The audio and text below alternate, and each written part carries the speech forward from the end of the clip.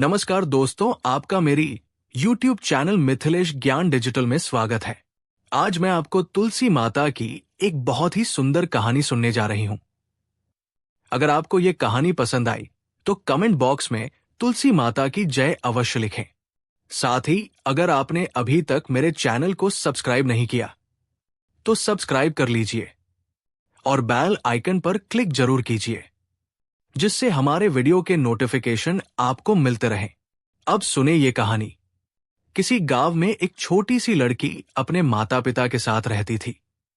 जब लड़की थोड़ी बड़ी हुई और उसको समझ आने लगा, तब से वो तुलसी माता की पूजा करने लगी। उसकी प्रतिदिन का नियम था कि वो तुलसी माता का पूजन करने के बाद ही खाना खाती थी।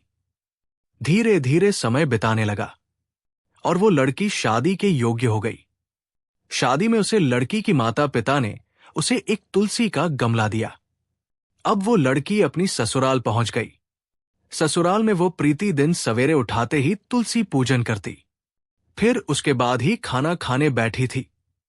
वो दोनों उसका मजाक उड़ती थी कि बड़ी नियम धर्म वाली बनती है। उन दोनों को उससे बहुत ईर्ष्या होती थी, इसलिए वो दोनों तुलसी जी का गमला छुपा देती थी।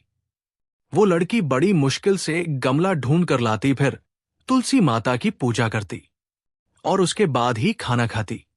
जब जेठानिया ने देखा कि फिर लड़की गमला ढूंढ कर ले आती है, तो एक दिन उसकी जेठानिया ने उसे गमले को बहुत दूर फेंक दिया।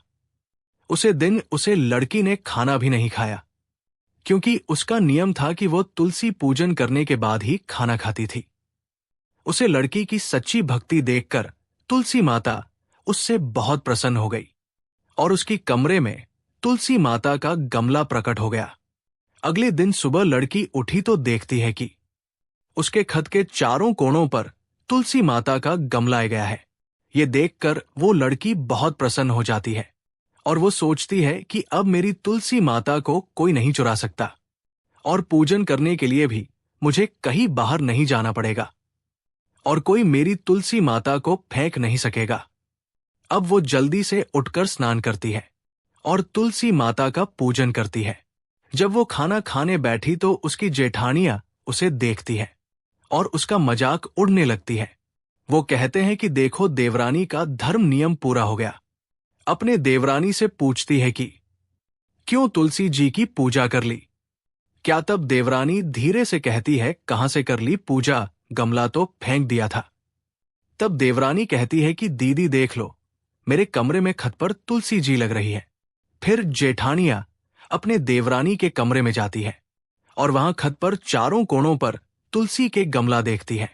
फिर जेठानिया अपने की ये पर बहुत शर्मिंदा होती है और वह अपने देवरानी तथा तुलसी माता से क्षमा याचना करती है और कहती है कि छोटी, तुम्हारी भक्ति सच्ची है, हमने तुम्हें बहुत परेशान किया, हमें माफ कर दो। तो देवरानी कहती है, दीदी कोई बात नहीं, मैंने तुम्हें माफ किया। दोस्तों, वीडियो पसंद आया हो तो साथ ही मेरे वीडियो को ज्यादा से ज्यादा शेयर करें। धन्यवाद।